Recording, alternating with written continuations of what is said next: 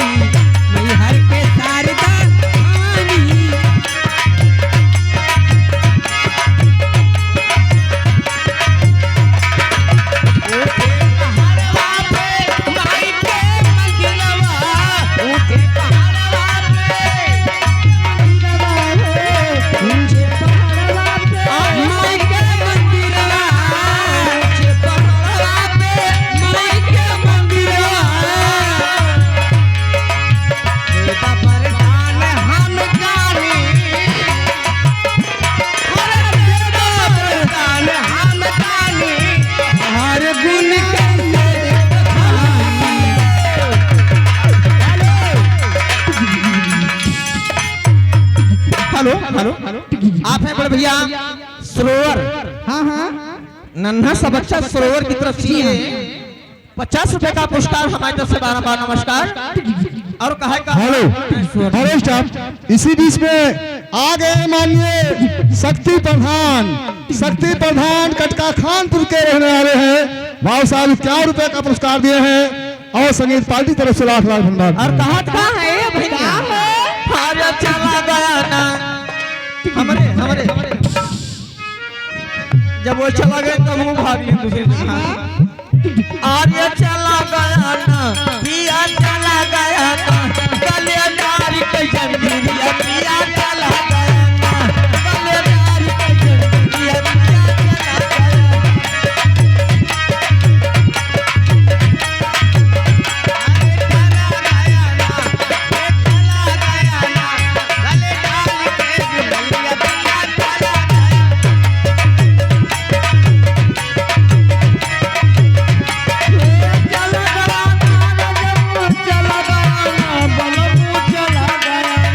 चला गया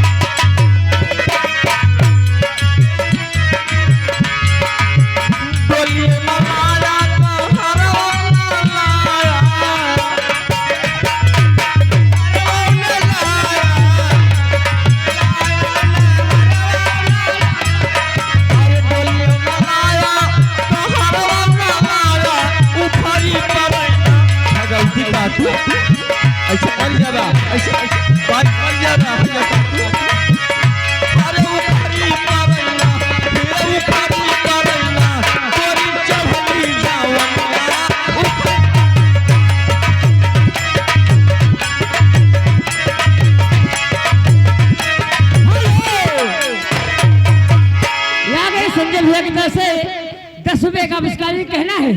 अरे झकोरा हेलो। अरे झूलनी। हेलो स्टाफ, इसी बीच में आगे हैं माननीय अनिल प्रजापति। अनिल प्रजापति कार्य बनकर रहने वाले भाई साहब 101 रुपए का पुरस्कार दे रहे हैं। हम अपनी और संगीत पार्टी तरफ से लाख लाख धन्यवाद देते हैं।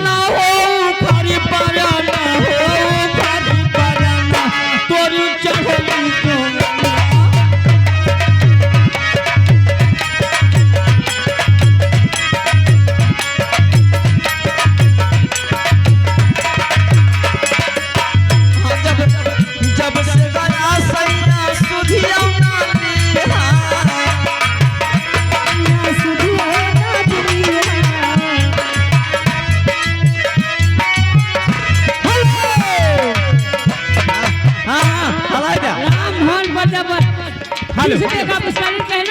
हेलो हेलो स्टाफ, इसी बीच में आगे माननीय राज बहादुर प्रजापति कटका खानपुर से चलकर आए हैं। वाह साहब 21 रुपए का पुरस्कार दिए हैं और संगीत पार्टी तरफ से लाख लाख धन्यवाद दिया जाता है। कहना है तोहर में अरे बाएं हाथे लीहा ई गेरुआ वाले दादी हाथे गोबर होतागी हाथे गोबर हे मोरी सासू बावले काला हाराली बहुए दरतिया हमरे टूटई हमरे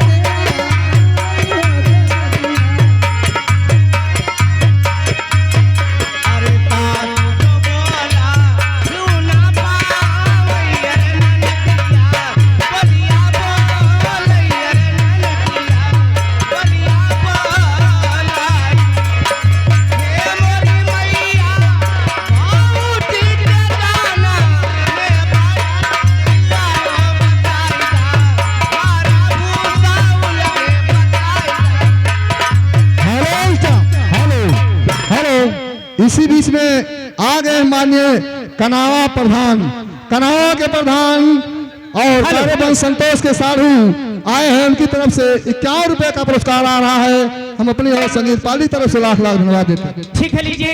इससे पहले फरमाइश है लेकिन कहना है, आप भी बोल दीजिए कि चले लो बल खा के तहिले पूरा दुनिया जान मारे तो हर कमर कर धनिया। चले लो बल खा के तहिले पूरा दुनिया जान मारे तो हर कमर कर धनिया। लागा तलाज न बड़ाई करी हमरा के ऐसे न बहिया भरी। दारू तू भी जोड़ है समाज हम बुझे नी छतरा मारे झुलनी साड़ी लहराए हो छतरा मारे झुलनी साड़ी लहराए हो छतरा मारे। आगे साड़ी लहराए हो छतरा मारे। मानस से आप बड़े भाई संजय प्रजापति भोपा डिहल निवासी है। 10 का पुरस्कार है। बाबा नमस्कार है। आज हो गई पूरा डोकेट बलम करिया ऊपर नीचे सेट बलम। हो गई पूरा डोकेट बलम करिया ऊपर नीचे सेट बलम। गरीबी सरकार चरवा आईना पीन लगोगी अड़ जाई अड़ जाई अड़ जाई। सरिया पटालम नजरिया तोरे हो आरे सरिया पटालम नजरिया त सरिया फिर से पड़ जाई। सरिया पटालम नजरिया त सरिया फिर से पड़ जाई। Hello staff, hello hello. इसी बीच में आ गए माननीय राज बहादुर प्रजापति कटका खानपुर से चलकर आए हैं। भाई साहब 21 रुपए का पुरस्कार देते हैं मैडम, लेकिन उनका फरमान क्या है गजल की निगाहें मिला के बदल जाने वाले। इसी बीच में हमारे बड़े भैया सभाजीत प्रजापति रोहनिया के निवासी हैं, उनकी तरफ से 20 रुपए का पुरस्कार। लेकिन उनकी फरमाइश का हरवा की है, लेकिन इस गजल के बाद लेकिन कहना है, निगाहें मिला के बदल जाने वाले, निगाहें मिला के बदल जाने वाले, हमें तुमसे कोई शिकायत नहीं है, हमें तुमसे कोई शिकायत।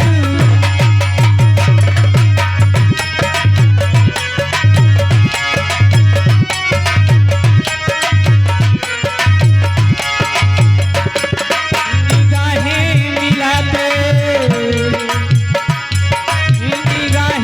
मिला के बदल जाने वाले, हमें तुमसे कोई शिकायत नहीं है, हमें तुमसे।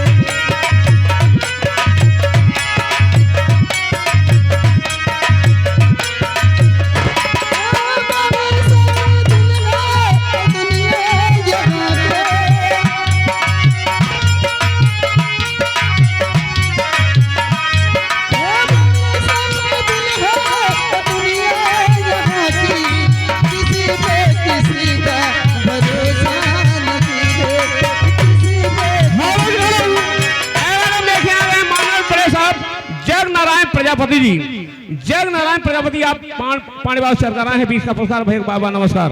हेलो, इसी बीच में आगे माननीय राज बहादुर प्रजापति चक्का खानपुर से चलकर आए हैं, 11 रुपए का पुरस्कार है और संगीत पार्टी की तरफ से लाख लाख धन्यवाद।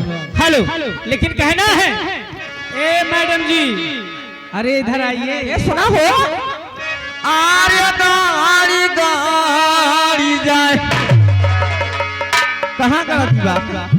आर्य गाड़ी गाड़ी जाए, अरे हथवा मंडलमिया गाड़ी गाड़ी जाए, हथवा मंडलमिया गाड़ी गाड़ी जाए, आर्य गाड़ी गाड़ी जाए, आर्य गाड़ी गाड़ी जाए, आर्य गाड़ी गाड़ी जाए, हथवा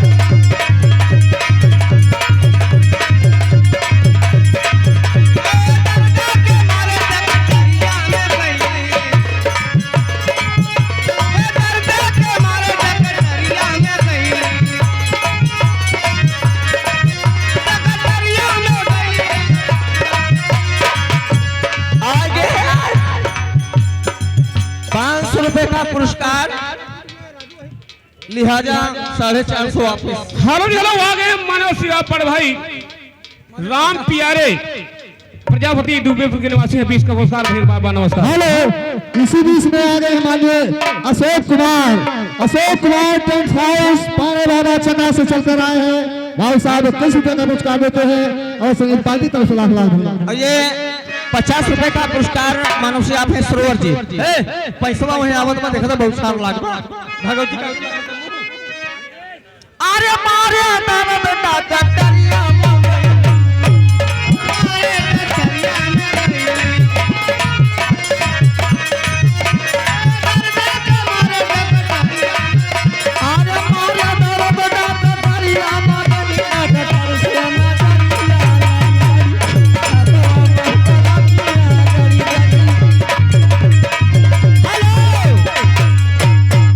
इसी बीच में हमारे बड़े भैया सोनू सिझौली 20 रुपए का पुरस्कार।